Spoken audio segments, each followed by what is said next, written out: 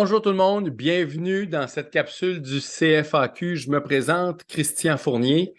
Je suis un collaborateur au CFAQ et j'ai environ plus d'une dizaine d'années, plus de 12 ans d'expérience en financement automobile. J'ai eu l'opportunité à travers ma carrière de travailler autant chez les concessionnaires, les marchands de véhicules d'occasion, que les institutions financières qui font du financement en crédit spécialisé ou en financement alternatif. La beauté de l'expertise que j'ai eu la chance de voir, c'est que j'ai pu voir des deux côtés comment une transaction de financement automobile fonctionne.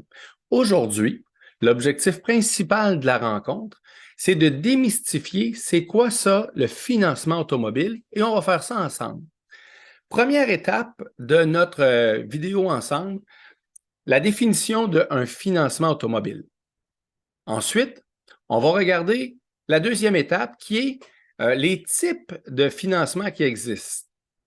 De là, on va enchaîner sur les catégories de financement. Il faut bien comprendre, type de financement, c'est le produit de financement qui existe. Dans les catégories de financement, on parle ici de crédit, donc le crédit standard jusqu'à ce qu'on peut appeler le financement maison. Ensuite de ça, le fonctionnement d'une transaction automobile. Donc, c'est quoi le déroulement qui va se passer à travers le j'ai envie d'acheter une voiture jusqu'à je prends possession d'une voiture. On va regarder ça ensemble en quatrième étape. Et en cinquième étape, toutes les petites choses qui sont super importantes à ne pas oublier de faire attention lors d'une transaction de financement automobile. Alors, on revient à l'étape 1. La première étape, la définition. Alors, c'est quoi un financement automobile? Donc, si on décortique les propos étape par étape, c'est que vous avez besoin d'une voiture pour vous déplacer. Vous allez vers un concessionnaire ou un marchand de véhicules d'occasion pour acheter une voiture. Maintenant, les voitures coûtent des milliers de dollars.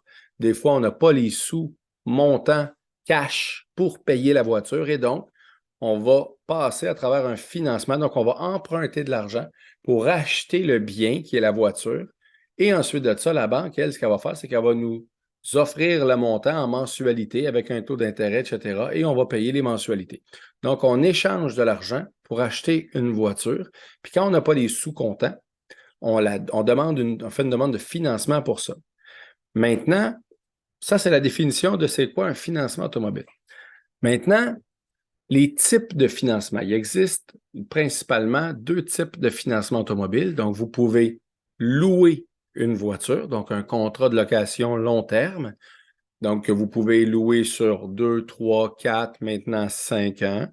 Et où vous pouvez acheter, donc vraiment acquérir à votre nom seul la voiture. Et là, vous faites un achat. Donc, vous allez signer ce qu'on appelle un contrat de vente à tempérament où vous achetez la voiture, puis la banque, elle va vous offrir des mensualités. Mais la voiture, elle vous appartient. Vous ne la remettez pas à la fin, il n'y a pas de valeur résiduelle. C'est un montant qui, vous payez la totale. Donc, vous payez le prix, les taxes, les montants qui viennent avec. Et puis, à la fin, le véhicule, il est à vous. En fait, il est à vous depuis le début, mais vous devez honorer les engagements. De l'autre côté, la location, vous financez en réalité une partie de la valeur de l'auto parce qu'à la fin, vous allez choisir entre soit je continue de le payer en totalité ou soit je la remets au concessionnaire tout simplement. Et il n'y a pas de taxe dans le montant total, c'est dans les paiements mensuels que vous payez vos taxes. Donc, c'est différent, c'est deux types de produits différents. Souvent, les gens se posent la question, est-ce que ça existe ça de louer des voitures de véhicules d'occasion? Oui, ça existe. Souvent, c'est plus priorisé au niveau du crédit difficile, donc les gens qui ont de la difficulté avec leur situation personnelle financière, qui ont un mauvais pointage de crédit ou qui ont une instabilité financière en ce moment, eux il existe des compagnies qui font du financement de location long terme pour les gens qui ont de la difficulté avec leur stabilité financière. On va les regarder à travers le processus. Donc, location, achat. Si on y va au niveau des catégories de financement, donc troisième sujet qu'on a à parler en ce moment, les catégories de financement. Donc, comment ça fonctionne? C'est que ça marche en étapes. Dans la première étape, c'est qu'il existe du crédit standard, donc avec les banques traditionnelles qu'on connaît, les banques à charte qu'on connaît, Desjardins, Banque de Montréal, Banque Royale, Banque nationale, pour nommer que ceux-là. Il existe plein d'institutions financières qui font du financement auto. Et eux sont accrédités avec les concessionnaires pour vous offrir du crédit standard. Donc, encore là, basé sur quoi? Sur votre pointage de crédit, votre situation de revenu actuelle. Donc, avez-vous un emploi? Oui, non. Ensuite de ça, quand les banques refusent au niveau standard, il existe des institutions financières qui, eux, vont vous offrir un financement, donc un achat que vous pouvez acheter quand même, un contrat de vente à tempérament, qui lui va être à plus haut taux d'intérêt. Pourquoi? Basé sur différents critères, ça se peut que la banque vous augmente le taux d'intérêt tout simplement, mais ce qu'elle va regarder, c'est par exemple pourquoi la banque en crédit standard a dit non. De là, bâti sur, peut-être que vous venez juste de changer d'emploi, peut-être qu'il y a eu des petits accrochages dans le passé qui sont résorbés, mais qui apparaissent encore au bureau de crédit. Apprendre le bureau de crédit, c'est un autre vidéo, ça. Mais l'idée principale, c'est de savoir que c'est pas parce qu'une banque traditionnelle vous dit non qu'il n'y a pas une option de financement quand même. De là, la banque va quand même vous donner des critères d'approbation sur le véhicule avec des taux d'intérêt un petit peu plus élevés. Puis quand eux disent non, donc les institutions financières en crédit spécialisé vont dire non, il existe, comme j'en ai parlé au préalable, des financements de location pour les gens qui sont actuellement dans certaines difficultés, qui vivent actuellement de l'instabilité au niveau financier. Et de là, ces institutions financières-là vont vous offrir une location d'une voiture d'occasion pour que vous puissiez redémontrer une bonne capacité de paiement, puis peut-être ça va vous aider au niveau de revenir sur la traque du bon crédit, comme on dit. Alors, on y va là. Souvent, on appelait première, deuxième, troisième chance, comme on est habitué d'entendre. C'est crédit standard, crédit spécialisé et financement alternatif pour la location des gens qui sont en difficulté actuellement. Donc, ça, c'est pour les catégories de financement. Quand les compagnies de location disent non, là, la seule option qui existe, c'est si vous connaissez un concessionnaire qui, lui, à l'interne, décide de faire du financement maison, donc qui va vous louer une voiture tant par mois pour quelques mois pour vous dépanner actuellement. Mais à ce moment-là, c'est les critères du concessionnaire lui-même, c'est lui qui décide de comment ça fonctionne. Puis c'est à vous de voir qu'est-ce qui convient le mieux selon votre situation et vos besoins financiers actuels. Maintenant, le fonctionnement d'une transaction financière, comment ça fonctionne? Alors, il y a deux façons de le faire aujourd'hui. Vous pouvez aller vous magasiner une voiture en vous déplaçant dans une succursale. Et là, vous cherchez une auto, vous avez dans votre tête, vous avez une auto. Vous allez vous déplacer en succursale. De là, un conseiller en vente va vous accueillir. Ce conseiller-là, son objectif principal, c'est d'être capable de cibler la voiture qui répond le plus à vos besoins dans son inventaire actuellement, que ce soit des véhicules neufs ou des véhicules d'occasion. L'objectif, c'est de bien comprendre vos besoins. Donc, il ne faut pas voir ça comme un suiveux dans le cours ou des choses comme ça. Un conseiller en vente est là pour comprendre vos besoins au niveau de l'auto, puis vous suggérer ce qu'il a ou même encore pousser la réflexion de vos réels besoins. Par exemple, c'est arrivé souvent que les gens cherchaient un petit VUS, ils ont 4 enfants. À 4 enfants, un petit VUS, c'est pas, ça convient pas. À ce moment-là, il y a un échange avec le conseiller, puis le conseiller va essayer d'orienter votre réel besoin pour que vous soyez bien là-dedans. En même temps, ça doit répondre à vos besoins financiers. Alors, une des questions qui va arriver souvent, c'est vous êtes-vous déjà établi un budget? Et de là, aviez-vous déjà ciblé des modèles de voitures? Donc, lui essaie de simplifier à la recherche pour qu'elle soit le plus précise possible. Quand vous allez avoir trouvé votre auto en concession, ce qui va arriver, c'est que vous allez vous traverser du conseiller aux ventes au directeur financier. Lui, le directeur financier, son objectif, c'est de chercher la meilleure option de financement possible pour vous, selon les taux d'intérêt que les banques, qui sont partenaires à lui, vont lui offrir. Donc, c'est quoi son travail au directeur financier? C'est de prendre vos informations financières, votre statut personnel, votre adresse, votre courriel, votre emploi, votre revenu, vos actifs, vos passifs, essayer de comprendre si vous avez une bonne cote de crédit ou pas, si vous avez déjà eu des expériences de financement auto dans le passé, si vous aviez aimé une ou une autre des institutions financières. Et de là, lui, un coup qu'il prend ces informations-là, il va regarder parmi sa panoplie d'offres de financement, puis il va vous cibler la meilleure offre de financement que lui, il peut avoir. Un coup qu'il va avoir trouvé l'offre de financement, il va être en mesure de vous présenter, bien, le véhicule est finançable sur X nombre de temps, donc des mois ou des années, et de là à un taux d'intérêt X, le taux d'intérêt d'aujourd'hui. C'est important de comprendre les taux d'intérêt, là. Les taux d'intérêt varient à tous les mois. Donc, des fois, certaines institutions financières vont avoir des programmes avantageux en avril ou en mai, que d'autres n'auront pas, mais c'est ceux-là qui ne l'ont pas en avril, vont arriver avec une promotion incroyable à un moment donné au mois de juillet. Donc, le directeur financier, son travail, c'est d'essayer de travailler avec toutes les offres possibles pour voir laquelle est la meilleure pour vous, pour répondre à votre besoin. C'est super important. De là, votre budget mensuel, c'est important de l'établir. Puis une des choses qu'on va regarder, c'est est-ce que vous aviez budgété dans votre tête une mensualité auto incluant ou sans les assurances auto? Parce que si votre budget, c'est 500 $ par mois, incluant les assurances auto, ça veut dire que l'espace qui reste pour le véhicule, c'est peut-être 400 $ par mois. Donc, le directeur financier, son travail, là, c'est de bien comprendre ce que vous aviez dans la tête, comprendre votre situation financière actuelle et ensuite de ça, partir à la recherche des meilleures conditions de financement possibles. Donc, ça prend du temps. Vous avez peut-être passé une demi-heure, une heure avec le conseiller en vente, puis vous allez peut-être passer une autre demi-heure avec le directeur financier. L'objectif, c'est que votre transaction vous ressemble le plus possible. Donc, la voiture que vous voulez, les financements qui vous conviennent le mieux avec le budget que vous étiez ciblé pour pouvoir prendre possession du véhicule très rapidement puis être heureux dans votre achat. À travers le fonctionnement, le directeur financier, lui, a des obligations légales. C'est quoi les obligations légales que le directeur financier a? Un, il doit, l'autorité des marchés financiers lui demande de vous parler de toutes les protections possibles qui existent pour vous protéger, vous, à l'égard de votre prêt. Ça veut dire quoi? Ça veut dire qu'il va regarder avec vous les assurances prêts en cas de décès, les assurances versement en cas d'invalidité, les assurances en cas de maladie grave. Il va regarder les assurances en cas de perte totale, aussi ce qu'on appelle les assurances de remplacement. Ces 4 produits-là, c'est des produits qu'il doit vous présenter. Maintenant, s'il ne vous les présente pas, il ne fait pas son travail. Il n'a pas le droit de ne pas vous les présenter. Fait que, voyez pas ça comme quelqu'un qui essaie de vous vendre des choses, parce que ce n'est pas l'objectif principal du tout. L'objectif que lui a et que l'autorité des marchés financiers lui exige, c'est de lui dire le client a le droit de se protéger advenant une catastrophe dans sa vie personnelle à l'égard de cet engagement financier-là. Son travail, c'est de vous les présenter. Puis vous, là, selon votre zone de confort, puis selon votre budget, c'est de regarder avec le directeur financier s'il y a quelque chose là-dedans qui comble votre risque. Et de là, est-ce que ça peut répondre aussi à votre budget de financement auto que vous vouliez avoir? Parce que lui, ça a des coûts, puis ces coûts-là sont ajoutés au financement. Puis quand ils sont ajoutés au financement, ça fait augmenter la mensualité.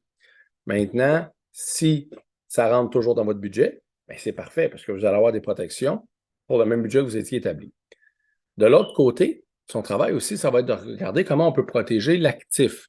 Donc, il y a une panoplie de fournisseurs de besoins mécaniques ou esthétiques qui existent et lui, dans ses partenaires, il y en a plusieurs. Son travail, c'est de vous les présenter.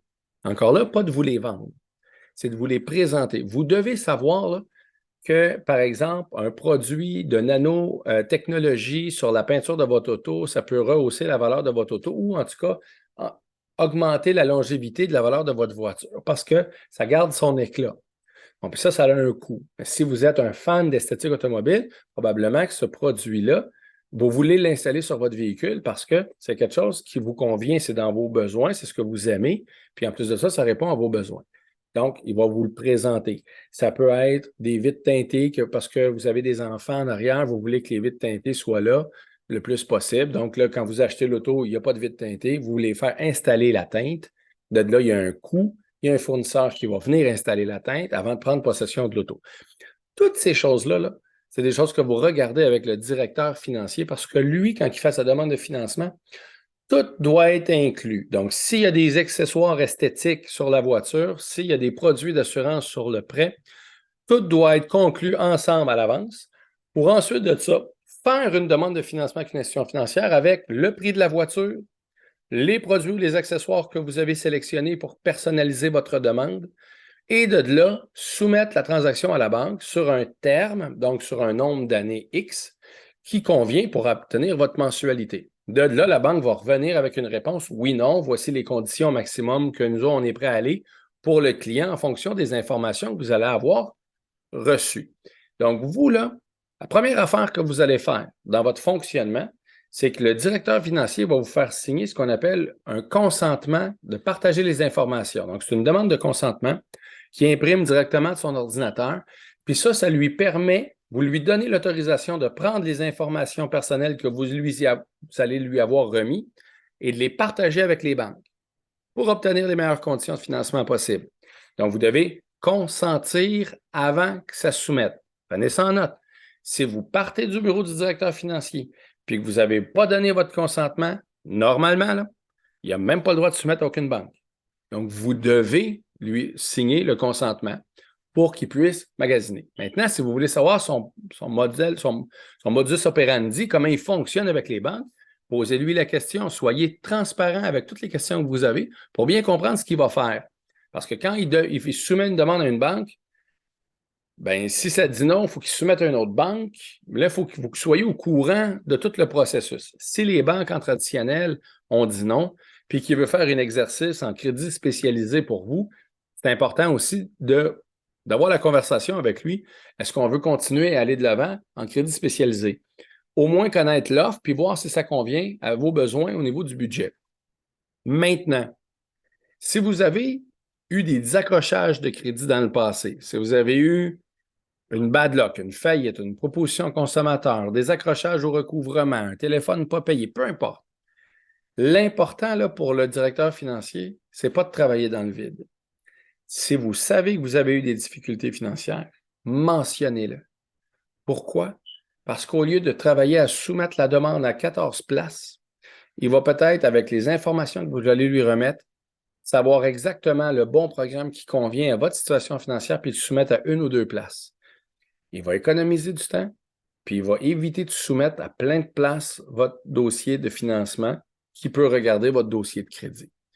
Son travail, c'est pas de soumettre partout, c'est de soumettre à la une place que c'est la meilleure condition de financement selon votre situation financière. Si vous ne lui mentionnez pas des choses puis que c'est la banque qui lui annonce, il perd son temps, là. Donc, c'est important pour vous d'être transparent dans ce que vous avez déjà vécu. Il existe des solutions de financement, peu importe la situation financière dans laquelle vous vous trouvez ou dans laquelle vous vous étiez déjà trouvé dans le passé. C'est tellement vaste et c'est tellement intéressant qu'il y a une offre de financement pour vous disponible de toute façon. Alors, soyez transparent. Le directeur financier, il va en être reconnaissant. Puis, votre expérience d'achat va aller beaucoup plus vite aussi.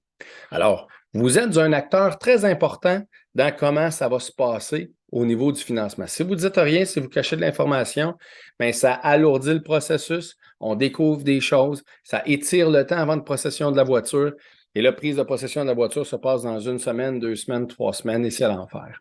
Alors, vous ne voulez pas vivre ce genre d'expérience-là, vous vouliez que ce soit agréable, puis la meilleure façon d'avoir une transaction financière avec un fonctionnement qui est agréable, c'est d'être transparent. Si vous avez des questions, c'est de les poser en toute transparence. Comme ça, vous êtes sûr de savoir comment ça va se produire à travers le processus.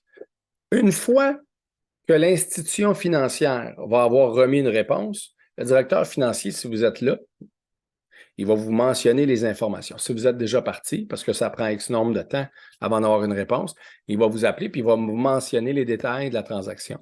Si ça vous convient, son objectif à lui, ça va être de préparer l'auto. Maintenant, préparer l'auto, c'est une autre étape.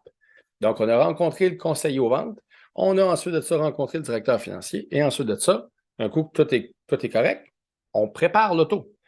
Préparer l'auto, ça veut dire qu'il y a deux choses à faire. Le concessionnaire va préparer son auto pour que vous puissiez prendre possession.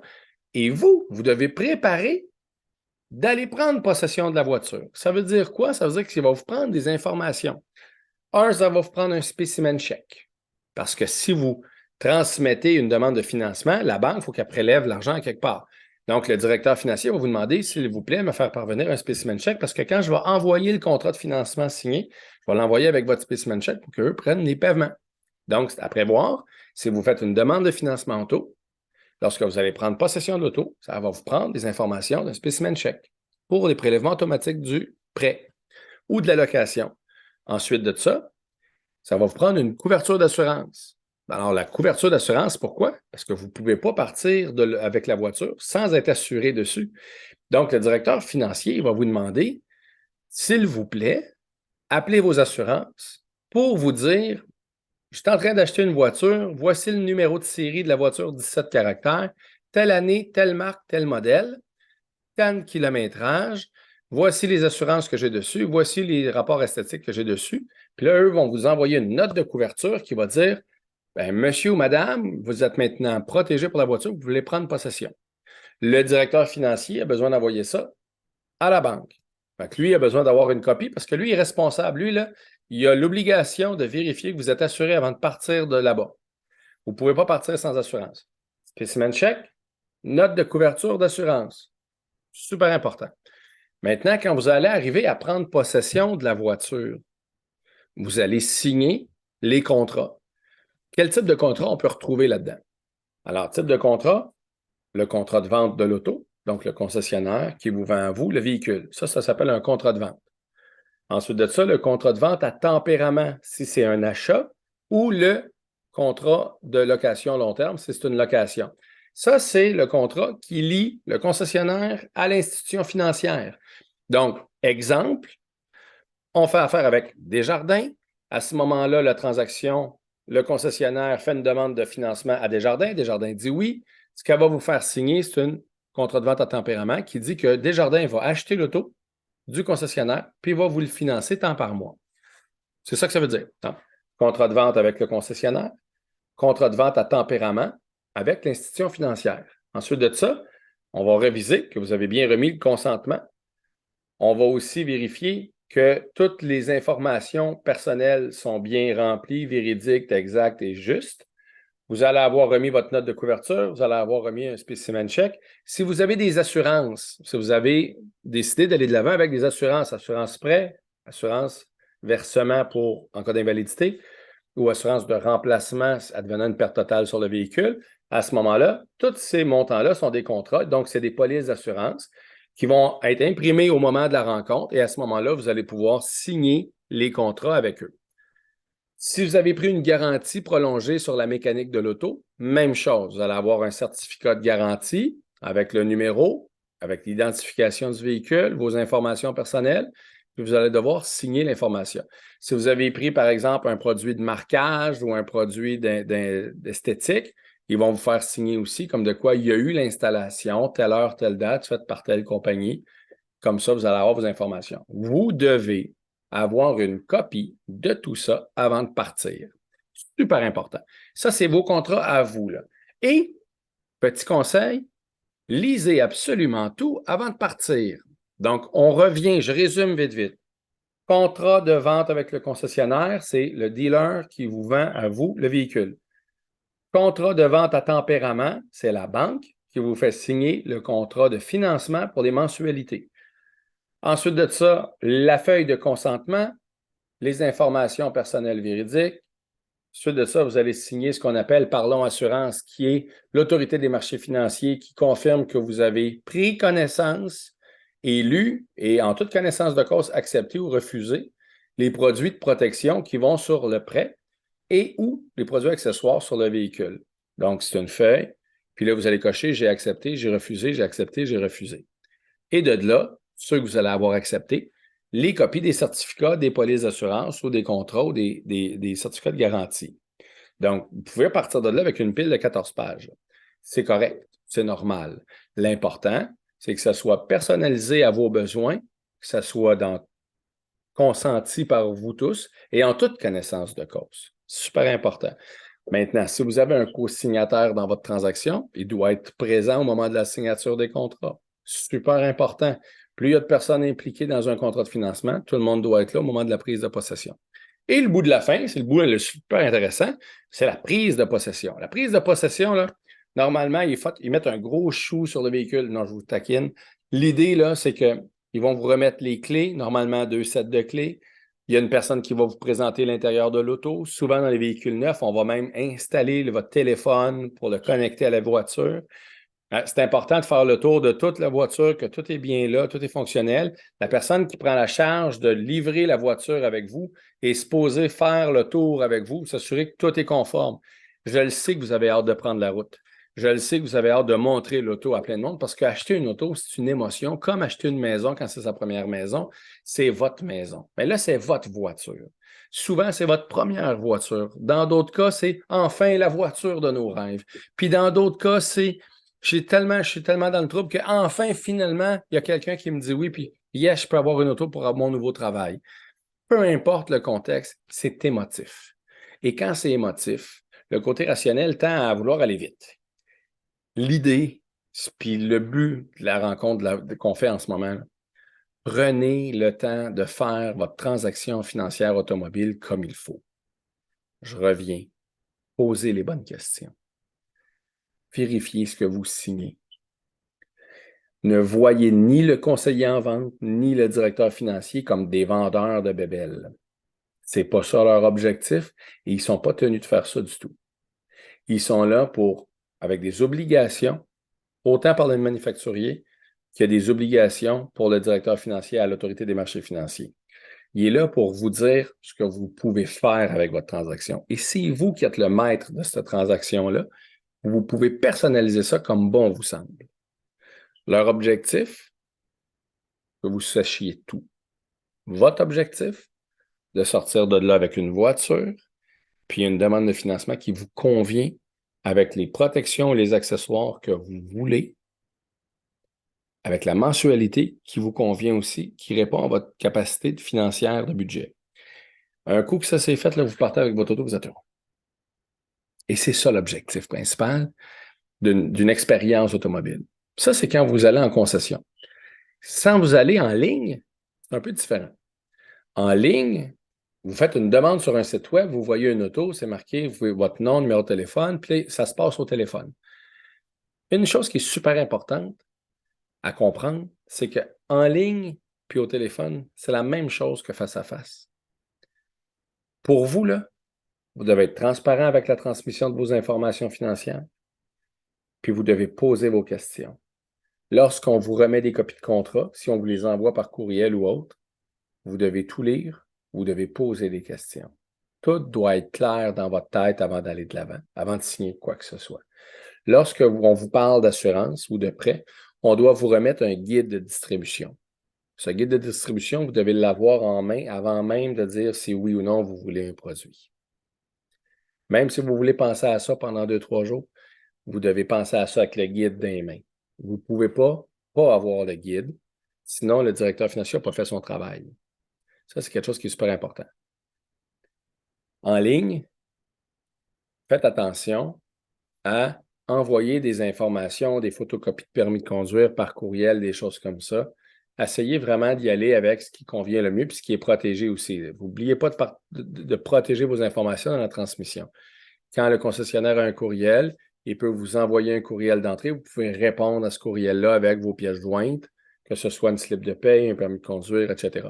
Donc, assurez-vous que ça ne s'en va pas de n'importe qui, que ça s'en va vraiment à la personne qui traite votre dossier, que le courriel répond à celui-là qui traite votre dossier, votre demande de financement. OK? Une fois que ça s'est fait, même que vous ne soyez pas là ou que vous soyez à la maison, le directeur financier, lui, il a fait la même chose. Il a pris vos informations, il a tout pour travailler la transaction avec l'institution financière, puis il va vous appeler pour donner le résultat. Fait que le processus, qu'il soit en ligne ou qu'il soit en personne, au niveau des choses à faire, c'est la même chose. Au niveau de l'expérience, c'est complètement différent. On s'entend là-dessus. Voir le véhicule à l'entrée versus le regarder sur les photos d'un site web, c'est pas le même effet. Discuter une demi-heure, 1 heure avec un conseiller en vente pour être capable de cibler le bon besoin, puis échanger au téléphone pendant peut-être 15 minutes avec quelqu'un, c'est peut-être pas non plus la même expérience. Remarquez que le conseiller en vente, qu'il soit en ligne au téléphone ou qu'il soit en personne, il a la même job à faire. Puis le directeur financier aussi. Fait que dites-vous pas, ah ben là, il était en ligne, c'était différent. Ils ont les deux la même responsabilité. Ils ont à traverser leur processus pour s'assurer que vous avez été en connaissance de cause de tout pour aimer votre expérience d'achat. Ça, c'est la chose la plus importante. Maintenant, les choses à ne pas oublier. Ne jamais oublier que c'est vous qui faites une demande de financement ou que c'est vous qui vous déplacez en succursale. Dès lors, vous avez de l'intérêt pour acheter une auto. À partir de là, si vous voulez regarder, pensez à ça, vous êtes en réflexion, mentionnez-le dès l'entrée de votre visite en concession ou même au téléphone. Pourquoi? Parce que le conseiller en vente et parce que le directeur financier sont là pour faire des transactions. Ils sont là pour vous aider à avancer à travers une transaction. Donc, ils prennent pour acquis que vous êtes là, c'est pour acheter une auto. Pas pour y penser, pas pour voir, pas parce que c'est le 7e en concession. Lui, son objectif, c'est pas d'être le 7e, c'est d'être le seul et unique pour vous. Il est là pour vous servir. Alors, soyez transparent dans la réalité pourquoi vous êtes là. Ça, c'est important. Ça, c'est à ne pas oublier. Deuxième chose à ne pas oublier, ça va vous prendre un permis de conduire valide pour acheter une auto, puis ils vont vous le demander. Ça va vous prendre un emploi, une slip de paie, des preuves de revenus, si vous êtes travailleur autonome ou pas. C'est à prendre en considération. Le directeur financier doit savoir comment vous gagnez des sous. Donc, si vous avez à prouver vos revenus, ça va vous prendre des documents pour prouver vos revenus. Amenez ça avec vous si vous êtes en processus de déplacement vers un concessionnaire. Comme ça, quand il va vous poser la question, vous allez lui remettre vos revenus. Exposez la situation de vos revenus. Si vous avez votre propre entreprise, si vous versez un salaire, si vous êtes à 2, 3 emplois, mais les 3 sont en partiel, on a besoin de savoir la vérité.